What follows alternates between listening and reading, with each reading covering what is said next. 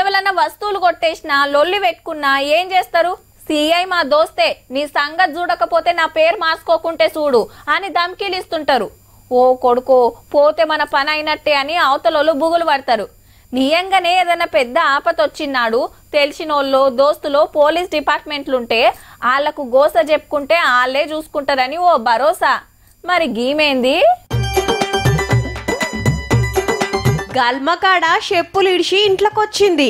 ఇక 2 నిమిషాల్లో ఆత్రమాత్రం పోతనే ఉన్నది. జరా పరీక్ష పట్టి చూడుర్రి. వస్తప్పుడు హ్యాండ్ బ్యాగ్ తప్ప ఏం లేదు గాని పోతప్పుడు ఏదో వట్టుకపోతుంది. ఏందనుకుంటాన్రు? 2 లక్షల పైకం విలువగల్ల ఓ ఫోను. ఇంతకు అక్క ఎవలంటే మధ్యప్రదేశ్ రాష్ట్రంలో డిఎస్పి అంటే పోలీస్ ఆఫీసర్.